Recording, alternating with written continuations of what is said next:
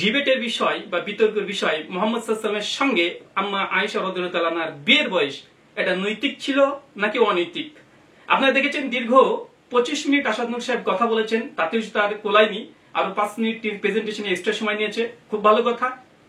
তারপরে গোটা আলোচনা তিনি কমপ্লিট করে ফেলেছেন। তবে আলোচ্য যে শিরোনাম নৈতিক নাকি অনৈতিক, তিনি নৈতিকতা এবং অনৈতিকতার কোনো ডেফিনেশনই দেয়নি।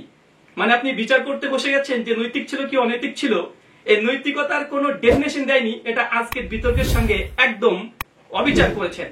যদিও আমি আজকে বিতর্কের সঙ্গে কোনো অবিচার করতে চাই না আজকে টপিকের সঙ্গে। চলুন নৈতিকতার সংজ্ঞা দেখে নিই নাস্তিকদের ভাষা দ্বারা। এটা হচ্ছে সকলে জানেন হুমায়ুন আজাদ সাহেবের লেখা আমার অবিশ্বাস, পৃষ্ঠা নম্বর 143। তিনি বলছেন নৈতিকতার সংজ্ঞা কি, আমার কোনো কাজ যেন অন্যকে ক্ষতিগ্রস্ত না করে এতটুকুই। মানে আপনি প্রত্যেক সে কাজ করতে পারবেন, আপনার কাজ দ্বারা অন্যকে যদি ক্ষতিগ্রস্ত না হয় তাহলে সেটা নৈতিক, আর যদি ক্ষতিগ্রস্ত হয় তাহলে অনৈতিক। আমার প্রথম প্রশ্ন আসাদ নূর সাহেবের কাছে, আমাদের আয়েশা রাদিয়াল্লাহু তাআলা আনহার সঙ্গে বিয়েতে আয়েশার কি ক্ষতি হয়েছিল? প্রথম প্রশ্ন। যদি ক্ষতি প্রমাণ করতে পারেন অবশ্যই নাস্তিকদের দৃষ্টিকোণ থেকে অনৈতিক প্রমাণ হবে, আর যদি ক্ষতি প্রমাণ করতে না পারেন অবশ্যই আমাদের আয়েশা রাদিয়াল্লাহু তাআলা আনহার বিয়ের বয়স যে বয়সে হোক না কেন সেটা একদম নৈতিক ছিল নাস্তিকদের যুক্তি বা দর্শনের আলোকে। আমার এই একটা যে আর্গুমেন্ট বা যুক্তি দিয়েই আসাদ নূরের 25 আর 5 30 মিনিটে পুরোটা ডিস্ট্রয় হয়ে যায়। তবে পিকচার আবি বাকি হে। চলুন দ্বিতীয় প্রশ্ন, আপনি যদি নৈতিকতার এই সংজ্ঞার সঙ্গে একমত না হন, হুমায়ুন আজাদ সাহেবের সঙ্গে যদি একমত না হন, তাহলে আপনার নিকটে নৈতিকতার সংজ্ঞা কি প্লিজ জানাবেন। প্রশ্ন নম্বর 3, বিয়ের নির্দিষ্ট বয়স কত হওয়া উচিত? যেহেতু আমাদের আয়েশা রাদিয়াল্লাহু তাআলা বিয়ের বয়সের প্রতি অভিযোগ করেছেন, বিয়ের নির্দিষ্ট একটি বয়স বলতে হবে যেটা আপনার নিকট। প্রশ্ন নম্বর 4, যে বয়স আপনার নিকটে সঠিক তার ভিত্তি কি? কিসের ভিত্তিতে বলছেন যে আপনার এই বয়সটা যেটা আপনি সঠিক মনে করেন সেটা আপনি বলে যাবেন কিসের ভিত্তিতে দাবি করছেন। প্রশ্ন নম্বর 5, আয়েশা রাদিয়াল্লাহু তাআলা আনহার বিয়ের বয়স ভুল হওয়ার কারণ কি? প্রশ্ন নম্বর 6, আপনি কি শুধুমাত্র নবী মুহাম্মদ সাল্লাল্লাহু আলাইহি সাল্লামের আর আয়েশার বিয়ের বয়স নিয়েই আপনি কি বিরোধিতা করছেন, না যে কোনো সময় যে কোনো ব্যক্তি যারা অল্প বয়সে বিয়ে করেছে তাদের বিরুদ্ধে আপনি আপনার স্থান বা অবস্থান পরিষ্কার করবেন? যদি শুধু মুহাম্মদ সাল্লাল্লাহু আলাইহি ওয়াসাল্লামের বিরুদ্ধে যদি হন তাহলে আপনি একজন একচোখা বলে বিবেচিত হবেন এবং ইসলাম বিদ্বেষী বলে বিবেচিত হবেন। কারণ যদি সবাই করে যে কোনো সময় তাহলে সকলেরই সমালোচনা করা উচিত। চলুন, আপনি কি জানেন ইসলামী বিবাহ নীতিমালা কি? ইসলামী বিবাহ দুটো ভাগে বিভক্ত। প্রথম, উত্তম পদ্ধতি এবং বৈধ পদ্ধতি। উত্তম পদ্ধতি বিয়ে করতে হলে 4টে শর্ত আছে। প্রথম, কোরআনে সূরা নিসা আয়াত নম্বর 6 আল্লাহ বলছেন হাত্তা ইজা বালাগাতুন নিকাহ। প্রথম কন্ডিশন, যদি কোনো মেয়েকে বিয়ে করতে চান মেয়েটার ঋতুস্রাব হতে হবে, মাসিক হতে হবে, সূরা নিসা আয়াত নম্বর 6। সেকেন্ড কন্ডিশন, মেয়েটা সঙ্গমের জন্য উপযুক্ত হতে হবে। মানে আপনি যে মেয়েটিকে বিয়ে করবেন সঙ্গমের জন্য উপযুক্ত হতে হবে। যদি সঙ্গমের জন্য উপযুক্ত না হয় তাহলে সেই মেয়েকে আপনি বিয়ে করতে পারবেন, তবে সেক্স করতে পারবেন না, যেটা দাবি করেছে। আমরা ধারাবাহিক পর্যায়ে চলে আসবো। তো এখানে আমি দুটো দলিল বা প্রমাণ দিয়ে রেখেছি। সুনান ইবনে মাজাহ 2331 নম্বর হাদিস, আল্লাহ নবী বলেন লা দিরারা ওয়ালা জিরারা, তুমি নিজেও ক্ষতিগ্রস্ত না অন্য কাউকে ক্ষতিগ্রস্ত করো না। মানে আপনি বিয়ে করেছেন, সেক্ষেত্রে আপনার স্ত্রী যদি সহবাসের আচরণ ক্ষমতা যদি না থাকে তাকে আপনি সহবাস করতে পারবেন না, ইসলামে নিষিদ্ধ। এবং সেই মুসলিমের সারা নবম খণ্ডে 206 নম্বর পৃষ্ঠায় এটা লেখা আছে। মিসকাত আল মাসাবি স্ক্রিন আপনারা দেখতে পাচ্ছেন। আল্লাহ রাসূল বলেছেন, হে যুবক দল, এই তরুণ সমাজ, যাদের সামর্থ্য আছে বিয়ে করো, আর যাদের সামর্থ্য নয় তারা সিয়াম পালন করো। সামর্থ্য বলতে ফিজিক্যালি সামর্থ্য। যদি কোনো মেয়ের যদি ফিজিক্যাল সামর্থ্য না থাকে আল্লাহ রাসূল বলছে তাহলে তাকে সিয়াম পালন করতে হবে। কোন পুরুষ যদি তার ফিজিক্যাল সামর্থ্য না থাকে তাহলে সে বিয়ে করা এটা সুন্নাত নয়, এটা ফরজ নয়, এবং তার জন্য মাকরু। স্ক্রিন আপনার সামনে দেখতে পাচ্ছেন। চলুন এখন আমার প্রশ্ন আসাদ নূরের সাহেব গেছে। প্রশ্ন 7, একজন মেয়ের মাসিক হয়ে গেছে, পারফেক্ট। 2, সঙ্গমের জন্য পারফেক্ট। এখন এই মেয়েকে আপনারা শিশু বলবেন না সাবালিকা বলবেন? আরো দুটো কন্ডিশন। 1, বিয়ের জন্য মেয়ের অনুমতি নিতে হবে। সহিহ বুখারী হাদিস নাম্বার 5136 আল্লাহ নবী বলছেন কোন কুমারী মেয়ের বিয়ে দিতে হলে অবশ্যই তার পারমিশন নিতে হবে, তার কনসেন্ট, তার সম্মতি নিতে হবে। যদি সম্মতি না হয় তাহলে বিয়েটা বৈধ নয় ইসলামী ল অনুযায়ী। চতুর্থ কন্ডিশন, মেয়ের পিতার সমর্থন লাগবে। মেয়ে শুধু একাই বলতে হবে না, পিতাকে সমর্থন দিতে হবে। এটা সুনান ইবনে মাজাহ হাদিস নাম্বার 879 আল্লাহ নবী বলছেন নাদিকা ইল্লা বিওয়ালি, ওই বিয়েটা বৈধ নয় যে বিয়েতে মেয়ের ওয়ালি রাজি নেই। এখন সামনে আপনাদের ডিসপ্লেতে দেখেন 4টে সেশন এখানে আছে। 1, একটা মেয়ের মাসিক হয়ে গেছে। 2, সঙ্গমের জন্য পারফেক্ট, সঙ্গমের জন্য সে মানে একদম পারফেক্ট। 3, মেয়ের অনুমতি আছে, কনসেন্ট আছে। 4, পিতার অনুমতি আছে, এই চারটে যখন স্টেজ পার করছে তখন হচ্ছে ইসলামী বিবাহ। এখন আমার 8 নম্বর প্রশ্ন আসাদ নূর হিসেবে গেছে, এই ইসলামী এই পদ্ধতিতে আপনার কি অভিযোগ? এখন এই চারটাকে লক্ষ্য করুন, সম্মানিত দর্শক মণ্ডলী, এই চারটাকে লক্ষ্য করুন। একজন মেয়ের মাসিক হয়েছে, সঙ্গের জন্য উপযুক্ত হয়েছে, এই দুটো কন্ডিশন একসঙ্গে পূরণ হওয়ার জন্য নির্দিষ্ট কোনো বয়স নেই। কোন মেয়ের ক্ষেত্রে 9 বছরে দুটো স্টেজ পার করতে পারে, কেউ 11 বছরে পার লাগতে পারে, কেউ 13 বছর লাগতে পারে, আবার কেউ 15 বছরেও এই দুইটো কন্ডিশন পার না হতেও পারে, কারো 18 বছর না হতে পারে, কেউ 9 বছর হতে পারে। যেমন আমাদের আয়েশা রাদিয়াল্লাহু তাআলা আনহা, তিনি তার ঋতুস্রাব এবং সঙ্গের জন্য উপযুক্ত হয়েছিলেন মাত্র 9 বছরে।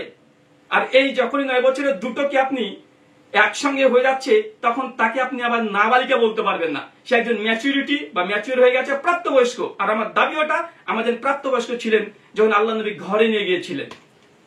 প্রশ্ন নম্বর 9 আসাদ নূরের সাহেবের কাছে, একজন মেয়ে 18+ বয়স, কিন্তু শারীরিক সক্ষমতা নেই, সেক্স করার ক্ষমতা নেই, কিন্তু বয়স তার 18 পার হয়ে গেছে, আধুনিক আইনে তার বিবাহ বৈধ না অবৈধ জানিয়ে যাবেন। আসুন, বৈধ পদ্ধতি যে বিষয়টাকে নিয়ে আসাদ নূর সাহেব অনেকে আলোচনা করেছে, তবে দেখবেন তিনি আলোচনা করতে গিয়ে আজকের আলোচ্য বিষয় বাদ দিয়ে তিনি অনেক কিছুই বলেছে, কিন্তু প্রসঙ্গের উপরে খুব বেশি কোনো কথা বলেনি। চলুন সেটারও জবাব দিয়ে দিই এখনই। তিনি বলেছেন যে বাল্য বিবাহ, দেখেন বাল্য বিবাহ ইসলাম কি বলছে, তিনি যে সাইড দেখছেন সৌদি আরবের ওই সাইডেই একই জায়গাতে বলা হচ্ছে, বিন বাজ রাহিমাহুল্লাহর ফাতোয়া, তিনি বলছেন একজন পিতা তার মেয়েকে তখনই বিয়ে দিতে পারবে যখন স্পষ্ট কল্যাণ দেখতে পাবে, স্পষ্ট কল্যাণ। দেখেন স্ক্রিনে আছে, অনুবাদ করে রেখেছি। তিনি বলছেন কি, দেখেন অল্প বয়স্ক বালিকার বিয়ের বিষয়টি প্রাধান্যযোগ্য সুস্পষ্ট উপকারিতার উপরে নির্ভরশীল, স্পষ্ট উপকারিতা থাকতে হবে। 2 নম্বর পয়েন্ট দেখেন, কিন্তু প্রাধান্য দেওয়া এমন স্পষ্ট উপকারিতার সম্ভাবনা না থাকলে অল্প বয়স্ক অবস্থায় তাকে বিয়ে দেওয়া যাবে না। যদি স্পষ্ট উপকারিতা না থাকে, যে কেউ বিয়ে দিতে পারবে না, আমি বিয়ে দিতে পারবো না, আমার যদি না দেখি যাকে বিয়ে দিচ্ছি তার সঙ্গে বিয়ে দিলে স্পষ্ট কোনো উপকারিতা আছে না নেই। চলুন এখানে আরেকটি প্রশ্ন, যে 2 নম্বর বিষয়, যে স্বামী যদি অপ্রাপ্ত বয়স্ক মেয়ের যদি তার পিতা বিয়ে দেয়, স্বামী তার সঙ্গে সহবাস করতে পারবে না, স্বামী তার সঙ্গে সহবাস করতে পারবে না। যে ফতোয়া আসাদ নূর সাহেব দিয়েছেন ওটাই দেখেন, একই ফতোয়া আপনাদের সামনে উপস্থিত হয়েছে। এখানে ইমাম মালিক, ইমাম শাফি, ইমাম আহনাফ 3 ইমাম বলছে ছোট বালিকার সঙ্গে সহবাস করার ক্ষেত্রে শুধুমাত্র বিবাহের চুক্তি দ্বারা এটি বৈধ হয় না, স্বামী তার সঙ্গে সহবাস করবে না যতক্ষণ না সে সঙ্গমের জন্য উপযুক্ত হয়। সেই মুসলিম, শাহরুখ মুসলিম 9ম খণ্ডের 206 নম্বর পৃষ্ঠা। তার মানে বিয়ে বাবা দিয়ে দিতে পারে, কিন্তু যতক্ষণ মধ্যে ফিজিক্যালি পারফেক্ট না হচ্ছে মেয়ের সঙ্গে সহবাস করা যাবে না। যেটা আল্লাহ রাসূল 6 বছর বিয়ে করেছিলেন, 9 বছরে যতক্ষণ আয়েশা রাদিয়াল্লাহু পারফেক্ট না হয়েছে ততক্ষণ নিয়ে যায়নি। চলুন 3 নম্বর কন্ডিশন, সাবালিকা হয়ে গেলে এই মেয়ে তার বিয়ে ভঙ্গ করতে পারবে। মনে রাখবেন ইসলামী বিবাহ 2 ভাগে বিভক্ত। এক, নিকা মানে এনগেজমেন্ট, একটা মেয়ের সঙ্গে একজন বাবা তার মেয়ের যে কোনো ছেলের সঙ্গে বিয়ে দিতে পারে অল্প বয়স্ক, কিন্তু মেয়েটাকে ততক্ষণ ঘরে তুলতে পারবে না সে জামাই যতক্ষণ না সে ম্যাচুরিটি আসছে। যখনই ম্যাচুরিটি আসবে মেয়েটাকে জিজ্ঞাসা করতে হবে, হাদিস আপনার সামনে, সে বুখারী 5138 নম্বর হাদিস, তার বাসর করার আগে মেয়ের কাছে কনসার্ট নিতে হবে। যদি মেয়ে যদি কনসার্ট দেয় তাহলে বিয়েটা কমপ্লিট হলো, আর মেয়ে যদি কনসার্ট না দেয় বিয়ে বাতিল। দেখেন সহিহ বুখারী হাদিস নাম্বার এত, আল্লাহ রাসূলের কাছে একজন মেয়ে এসে বলছে, আল্লাহ রাসূল আমার অল্প বয়সে আমার বাবা বিয়ে দিয়ে দিয়েছে, কিন্তু আমার এই স্বামীকে পছন্দ নয়, আমি এখন বুঝতে শিখেছি, আল্লাহ রাসূল তার বিয়ে বাতিল করে দিয়েছে। সহিহ বুখারী হাদিস নাম্বার 5138। এখন একটা বিষয়, যে আমরা যে শর্তগুলো বললাম আপনারা দেখে নিয়েছেন, যে 1 মাসিক হওয়া, 2 ফিজিক্যালি পারফেক্ট হওয়া, 3 মেয়ের কনসার্ট, 4 বাবার কনসার্ট। এই 4টে যদি হয় তবে এটা উত্তম বিবাহ। চলুন আমাদের আয়েশা রাদিয়াল্লাহু তাআলা আনহা তিনি কি এই সব শর্ত পূরণ করেছিলেন? উত্তর একদম হ্যাঁ। চলুন 1 নম্বর শর্ত, কন্ডিশন 1, আয়েশা রাদিয়াল্লাহু তাআলা বয়ঃসন্ধিতে পৌঁছেছিলেন, পৌঁছেছিলেন। সুনান আবু দাউদ হাদিস 4933। এখানে আমাদের আয়েশা বলছে, উম্মে রুমান মানে আয়েশার মা যখন ডাকলেন, দোল খেলছিল, ঠিক সেই সময়তে ঘটনা বর্ণনা করার শেষে দেখেন দাগান আছে, এবং আবু দাউদ রাহিমাহুল্লাহ বলছেন, অর্থাৎ আয়েশা বলছেন আমার মাসিক হয়েছিল, মানে সেই সময়তে বিয়ের ঘরে ওঠার আগে আমাদের আয়েশার মাসিক হয়েছে, স্পষ্ট প্রমাণ। সুনান আবু দাউদ হাদিস 4933। সেকেন্ড কন্ডিশন, এবং আমার প্রশ্ন 10 নম্বর, আয়েশা রাদিয়াল্লাহু তাআলা আনহার মাসিক শুরু হয়নি, একটা সুস্পষ্ট প্রমাণ পেশ করতে হবে, একটা হাদিস যে আয়েশার মেন্স হয়েছিল না বা তার বয়ঃপ্রাপ্ত হয়নি, একটা আপনাকে দলিল দিতে হবে। আচ্ছা, কন্ডিশন 2, আয়েশা রাদিয়াল্লাহু তাআলা আনহা প্রাপ্তবয়স্ক ছিলেন, এর প্রমাণ কি? স্বয়ং আয়েশা রাদিয়াল্লাহু তাআলা আনহা, যার কেস নিয়ে আজকে ডিবেটে বসেছি, তিনি কি বলছেন? মাসাইলুল হাদ কিতাবুত তাহারাত হাদিস নাম্বার 1289, আমাদের আয়েশা রাদিয়াল্লাহু তাআলা আনহা বলছেন একজন মেয়ে যখন 9 বছরে পৌঁছে যায় সে ঔরাত, সে নারী হয়ে যায়, সে সাবালিকা হয়ে যায়। আজকে যাকে নিয়ে আসাদ নূর তো মায়া কান্না দেখাচ্ছে, মায়ের মর্যাদা দিয়েছে, মায়ের কথা মেনে নেন। মা বলছে যে সে ম্যাচুরিটি পার করেছে, তার হায়াজ হয়েছে এবং 9 বছরে সে ম্যাচুরিটিতে পৌঁছে গেছে, সে নারী হয়ে গেছে, সে প্রাপ্তবয়স্ক হয়ে গেছে, মা বলছে, মেনে নেন। আচ্ছা চলুন, এ হচ্ছে দ্বিতীয় কন্ডিশন। তৃতীয় কন্ডিশন এবং আমার প্রশ্ন, আয়েশা রাদিয়াল্লাহু আনহা প্রাপ্তবয়স্ক ছিলেন না, একটা সুস্পষ্ট প্রমাণ পেশ করতে হবে, একটা। কন্ডিশন 3, শারীরিকভাবে রেডি হওয়া। আমাদের আয়েশা কি শারীরিকভাবে পারফেক্ট ছিলেন? আল্লাহ রাসূলের সঙ্গে ঘরে যাওয়ার আগে অবশ্যই হয়েছে। কে বলেছে? আয়েশা রাদিয়াল্লাহু আনহা নিজে বলছেন। দেখেন স্ক্রিনে আপনার সামনে হাদিস, সুনান ইবনে মাজাহ হাদিস না 3324। আমাদের আয়েশা নিজে বলছেন, যখন আমার মা আল্লাহ রাসূলের ঘরে পাঠানোর জন্য পরিকল্পনা করছিলেন, আমার স্বাস্থ্য খুব দুর্বল ছিল, এই জন্য চিকিৎসা করিয়েছেন। আমাদের আয়েশার মা চিকিৎসা করিয়েছেন। এবং আয়েশা রাদিয়াল্লাহু শেষ বাক্য কি বলছে? অবশেষে আমি তাজা খেজুর সাথে শসা মিশিয়ে খেলাম এবং উত্তম রূপে দৈহিক পরিপুষ্টি লাভ করলাম। মানে আমাদের আয়েশা রাদিয়াল্লাহু আনহা বিয়ের পরে আল্লাহ রাসূলের ঘরে যাওয়ার আগে সে পারফেক্ট হয়েছে, ফিজিক্যালি পারফেক্ট হয়ে গেছে, রেডি হয়ে গেছে। কোথায় আপনি বাচ্চা পেয়েছেন? এটাকে বলে গাছে কাঁঠাল গোপে তেল। আমাদেরকে শিশু প্রমাণই করতে পারলো না, শিশু করে লাফাচ্ছে। এটাকে বলে বিনা মেঘে বজ্রপাত। নৈতিকতার সংজ্ঞা নেই, গোটা থেকে অনৈতিক বলে চলে গেলেন। আলোচনা চলছে আমাদের আয়েশার বিয়ের বয়স নৈতিক নয় অনৈতিক, উনি চলে গেলেন বাল্য বিবাহ। আরে প্রমাণ তো করতে হবে। আয়েশা রাদিয়াল্লাহু আনহা তখন বালিকা ছিলেন, শিশু ছিলেন, প্রমাণ পেশ করেন যে ঘরে যাওয়ার আগেও সে বালিকা ছিলেন, নচেত গাছে কাঁঠাল গোপে তেল দিয়ে 5 পয়সা লাভ নেই। চলুন, চতুর্থ কন্ডিশন এবং আমার প্রশ্ন, আয়েশা রাদিয়াল্লাহু আনহা শারীরিকভাবে তিনি রেডি ছিলেন না, একটা প্রমাণ পেশ করবেন। চলুন, চতুর্থ কন্ডিশন, আয়েশা রাদিয়াল্লাহু আনহা তিনি কি বিয়েতে সম্মতি দিয়েছেন? জি দিয়েছে। কে বলছে? আয়েশা নিজে বলছে। সুনান ইবনে মাজাহ হাদিস না 2053। আল্লাহ রাসূলের উপরে যখন সূরা হাজরের 29 নম্বর আয়াত অবতীর্ণ হয়, আল্লাহ রাসূল এসে বলেছিলেন যে আয়েশা তুমি তোমার বাপের কাছে আবু বকরের কাছে যাও এবং তুমি গিয়ে বলো যদি চাই তাহলে বিয়েকে ভঙ্গ করতে পারে। আম্মা জান আয়েশা রাদিয়াল্লাহু আনহার সঙ্গে সঙ্গে বলছে আমি আমার বাপের কাছে কি জিজ্ঞাসা করব? লাস্টের লাইন লক্ষ্য করেন, আম্মা জান আয়েশা নিজে বলছে আমি আল্লাহ তার রাসূলকে গ্রহণ করলাম, আমি আবু বকর আমার পিতার কাছে দরকার নেই। গোটা দুনিয়া একদিকে আর আল্লাহর নবী আপনি একদিকে। আম্মা জান আয়েশা নিজে বলেছেন, তার সম্মতি, তার কনসেন্ট। তার মানে আম্মা জান আয়েশা রাদিয়াল্লাহু আনহার এই বিয়েতে সম্মতি ছিল। আল্লাহ রাসূল তাকে বলেছে তুমি চাইলে তুমি ত্যাগ করতে পারো, এটা তুমি পিতার সঙ্গে আলোচনা করো। আয়েশা রাদিয়াল্লাহু আনহা বলছেন আমার পিতার সঙ্গে আলোচনা করার কোনো প্রয়োজন নেই, আমি আপনাকে গ্রহণ করলাম, আপনাকে অ্যাকসেপ্ট করলাম, গোটা দুনিয়া ভেসে যাক, আল্লাহ রাসূল আপনাকে আমি গ্রহণ করলাম। আম্মা জান আয়েশার প্রতি মায়া কান্না, মায়ের কথা মেনে নাও। চলেন প্রশ্ন 13 নম্বর, আয়েশা রাদিয়াল্লাহু আনহার সম্মতি ছিল না এই বিয়েতে, একটা প্রমাণ পেশ করবেন। একটা, আবেগ বা ভিকটিম কার্ড খেলে লাভ নেই, আবেগ এখানে চলবে না, তথ্য এবং প্রমাণ।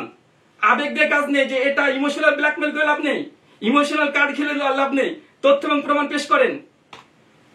নাস্তিকদের দৃষ্টিকোণে এই বিয়েটা নৈতিক কি নৈতিক না, পঞ্চম কন্ডিশন ফ্রিতে দিচ্ছে। এটা কি বলছেন দেখেন, হুমায়ুন আজাদ সাহেব তিনি বলছেন 142 নম্বর পৃষ্ঠা, তিনি বলছেন যে একজন স্বামী স্ত্রী তারা সংসার জীবনে যদি সুখী থাকে এটাই নৈতিক।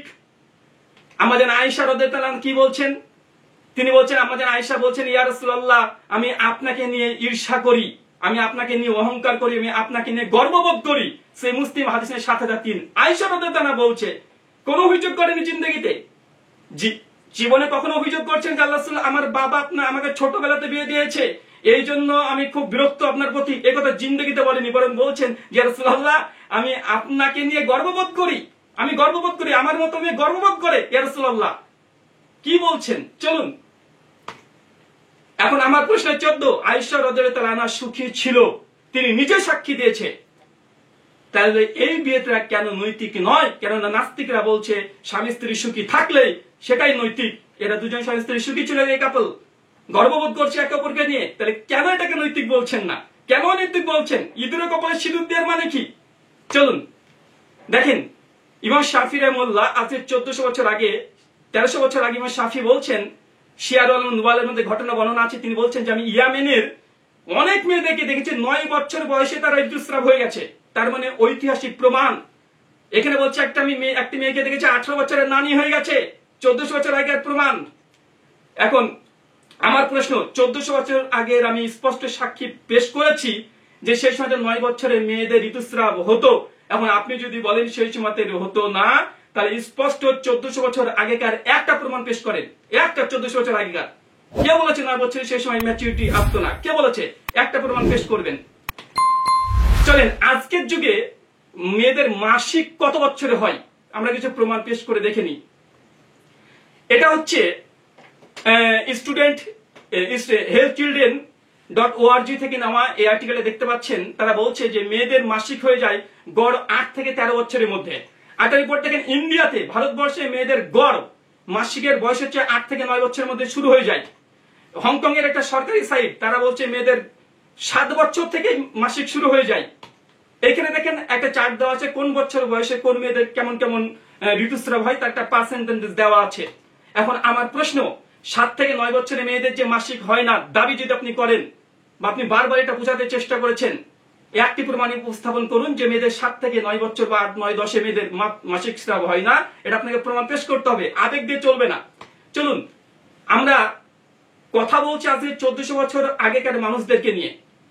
আমরা 1400 বছর আগে হিস্ট্রিতে যেতে পারবো না ধর্মীয় সোর্স ছাড়া, তবে হ্যাঁ 140 বছর আমরা ঠিকই যেতে পারবো। জি আব্দুল সত্তার ভাই, আমরা 140 বছর ঠিকই যেতে পারবো। চলুন 140 বছর আগে দেখে নিই পৃথিবীর মেয়েদের এজ অফ কনসেন্ট, বিয়ের বয়স কত ছিল। চলেন এখানে দেখা যাচ্ছে আমেরিকার অধিকাংশ জায়গাতে 10 বছর, 12 বছর, 13 বছর, 14 বছর, 1400 বছর নয়, মাত্র 140 বছর আগে। 140 বছর আগে আমেরিকা, যা কিনা গর্ববোধ করে নাস্তিকরা, সেখানে স্পষ্ট হয়ে বলছে যে তাদের এজ অফ কনসেন্ট যেটা ছিল 12 বছর, 14 বছর, 10 বছর, এই বয়স 10 থেকে 1400 বছর নয়, 140 বছর। দেখেন গোটা বিশ্বের কি ছিল, রাশিয়াতে 10 বছর ছিল 140 বছর আগে, পর্তুগালে 12 বছর, ফ্রান্স 13 বছর, এটা ডেনমার্ক 12 বছর। এখানে পৃথিবীর বিভিন্ন দেশ সব 10 থেকে 14 বছরের মধ্যে ছিল মাত্র 140 বছর আগে, 1400 বছর নয়।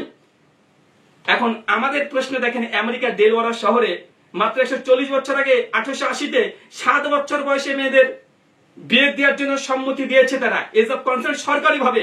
দ্য নিউ ইয়র্ক টাইমস 15/10/1895 সালের পড়তে স্ক্রিনশট স্ক্রিন আপনারা দেখতে পাচ্ছেন। চলুন ভারতবর্ষের রিপোর্টটা দেখে আসেন। ভারতবর্ষে 1860-এ মাত্র 10 বছর বয়সেই মেয়েদের বিয়ের বয়স ছিল। এমনকি 2013 আগে মেয়েদের বিয়ের বয়স ছিল মাত্র 16 বছর। এখন বলেন এই যতজন আমরা লিস্টে দেখালাম আপনাদেরকে, সকলকে ধর্ষক বলবেন? এই যারা আছে সবাইকে ধর্ষক বলবেন?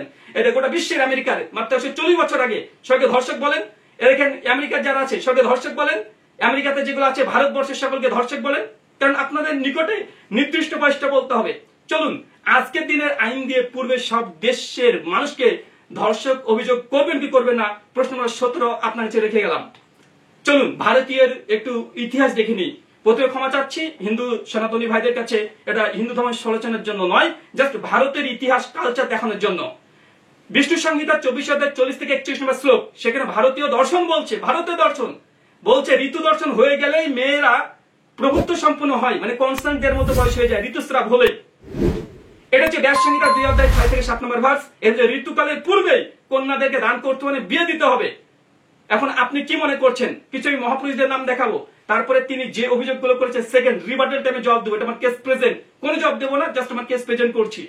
আচ্ছা এখানে শ্রীকৃষ্ণকে দেখেন, তিনি 8 বছর রুক্মিণীকে বিয়ে করেছে, স্কন্দপুরাণ নবদ্বীপ খণ্ডের রেবাখণ্ডের 142 অধ্যায় 8 থেকে 2 নম্বর। এখন আমার প্রশ্ন, শ্রীকৃষ্ণকে কি আজকের আইন দিয়ে, পয়েন্ট টু বি নোটেড, আজকের আইন দিয়ে শ্রীকৃষ্ণকে কি আসাদ নূর এবং নাস্তিকরা ধর্ষক বলবেন?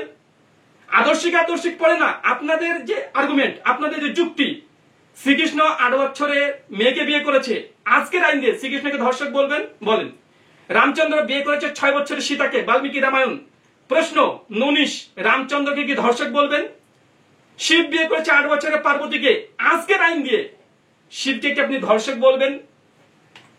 এখানে আমাদের পদার্থবিজ্ঞানী ভারতের গর্ব, তিনি উষা ভাটি ঘোষ, তিনি মাত্র 11 বছরের মেয়েকে বিয়ে করেছে, বলেন ধর্ষক? পদার্থবিজ্ঞানী, সায়েন্টিস্ট।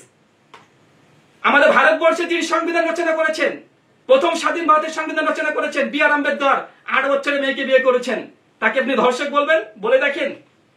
বাংলাদেশের বঙ্গবন্ধু জাতির পিতা শেখ মুজিবুর রহমান, আমার অসমাপ্ত জীবনী, মুজিবুর রহমান নিজেই 7 নম্বর পৃষ্ঠায় তিনি বলেছেন তিনি বিয়ে করেছিলেন 3 বছরের মেয়েকে, 3 বছরের মেয়েকে। শেখ হাসিনা তিনিও তার বই লিখেছেন, শেখ মুজিব আমার পিতা 27 পৃষ্ঠায়, যে তার মায়ের বয়স তখন 3 বছর ছিল। বলবেন শেখ মুজিবকে ধর্ষক বলবেন? এগুলো ফ্রিতে দিচ্ছি, এগুলো কোনো আমি প্রশ্ন তুলছি না। রবীন্দ্রনাথ ঠাকুর তিনি বিয়ে করেছেন 10 বছরের মেয়েকে, তাকে কি আপনি ধর্ষক বলবেন? আচ্ছা এগুলো আমি যেগুলো বললাম একে ধর্ষক বলবেন কিনা, আর এর সাথে সবার বয়স দেখতে পাচ্ছেন। এখন আমার এখানে টোটাল 21টা নাম্বার প্রশ্ন আপনাকে আমি করেছি, টোটাল 21টা প্রশ্ন আপনাকে সেখানে করা হলো।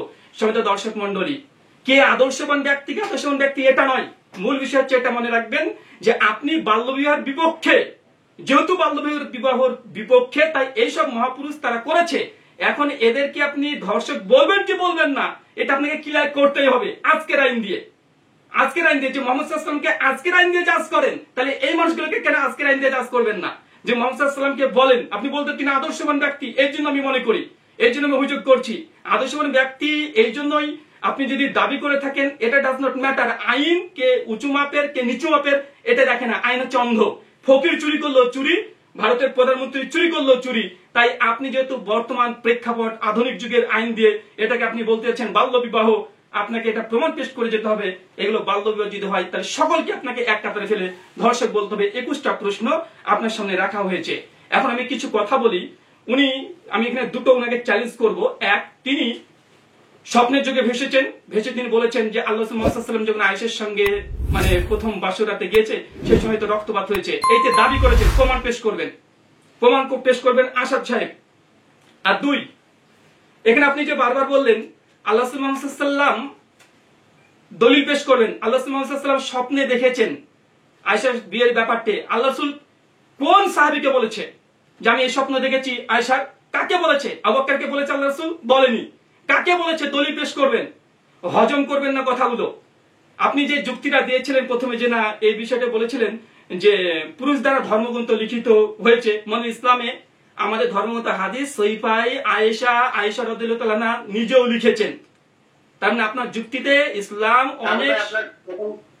প্রথম 25 মিনিটের 3 মিনিট বাকি আছে। ওকে, ইনশাআল্লাহ।